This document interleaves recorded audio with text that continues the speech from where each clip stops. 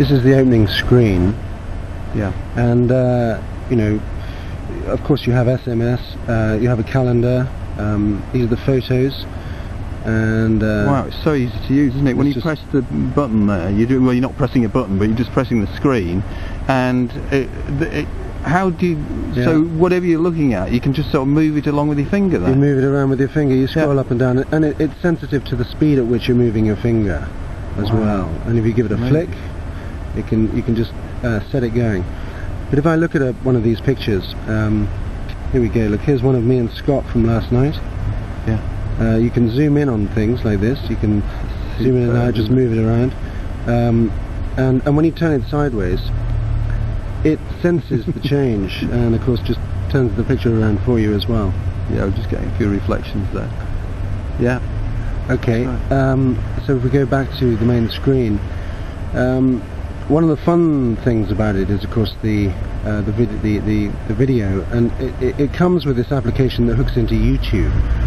So you can bring up all the the YouTube as if you're looking at it on your browser, and you're downloading videos. You can play them straight away. This is one of the featured videos at the top of YouTube, and it's coming straight through the Wi-Fi.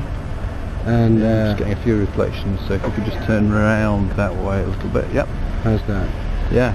And then this is obviously a featured video at the moment on YouTube. Wow. We'll go back to YouTube. You can obviously bookmark it or share it, just as you would be able to on YouTube. So this makes, sorry to interrupt, but this makes using the internet on your mobile phone a completely different experience, isn't it? Yeah, I mean, it's very different from previous iterations of internet use on PDAs or mobile phones. Those that I've come across. I mean, the internet was available on my Trio, but the browser was so tiny. You know, the window was so tiny, and it really wasn't practical. Yeah. I'll show you the browser on here. I mean, internet use, of course, you know, okay, here we've got the Google page, but what's interesting, when you start, to type something in, it brings up a keyboard, so you can do, you know, if we do a little search for iPhone, for instance, okay, this is me typing on it, and my typing isn't that great at the best of times. You get the hang of, I see how the key comes up, as you hit the key, it comes up to tell you you've hit the right one, basically. Yeah, that's right. And when you turn it this way around, actually I think I have to do it without the keyboard on. If I turn it this way around, then of course the browser turns that way around as well. Yeah.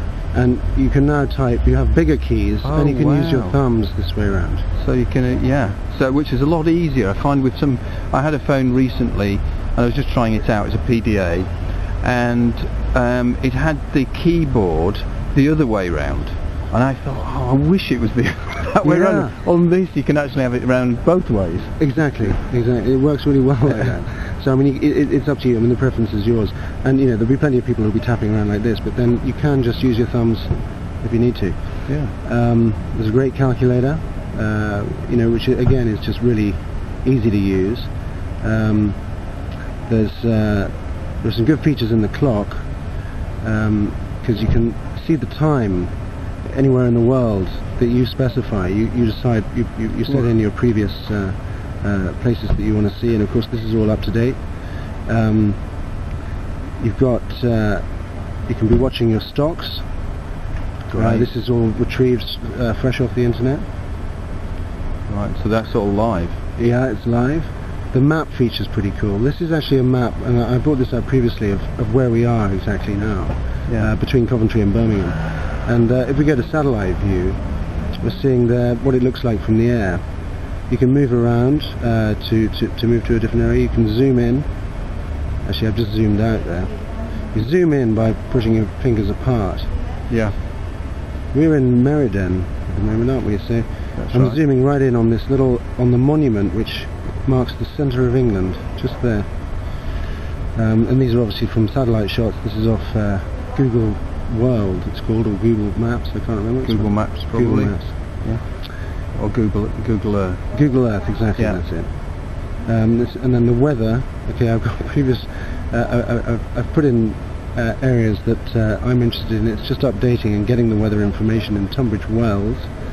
and it'll bring that through in a minute. There we are. So that's what the temperature is and temperature was at the moment. Heat field, outfield, east. So I think the main thing really is the ease. It's got all these functions, but the main thing is the ease of use. I mean, just watching you move about on that phone, which doesn't have, well, it has one button, doesn't it? One at the top and one on the front, and that's it. Yes, it has one button. Everything else is done on the screen. You know, everything that you do. We'll just bring back the weather again. It's updating the weather charts, but you move about, and it's very intuitive because, you know, once you get the hang of resizing. I'll just go back to the photos actually. Once you get the hang of resizing photographs. And zooming in and moving about. That's actually easier than using it with your mouse, isn't it? Yeah, exactly. And so, I mean, goodness knows where that'll take us. Yeah. It'll be interesting to see, but, you know, of course, yes, I mean, it's no problem using your finger as a mouse. And you get the hang of knowing which part of your finger hits the screen in order to know which key you're pressing and all that kind of thing. The iPod, of course, is very cool.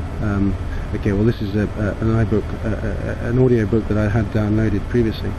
But if we go back to the various areas, when you scroll your playlist, and if you turn it sideways again, it shows you. You can flick through your playlist like this, and you're seeing, of course, the covers that came through from iTunes. So these are all albums that I've got. These are ones that I uploaded from my computer, and it's worth noting, of course, it hasn't got the album covers of those. Yeah. But it'll pick up album covers of any that it knows. Okay, there's a podcast with Mike Filsame, which of course it updates, and that's the beauty of it. I mean, you know, because you take your phone everywhere with you, you don't have to think about taking an iPod.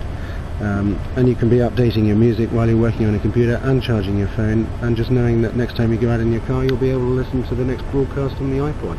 Brilliant, Tim. Thank you very much for showing us that.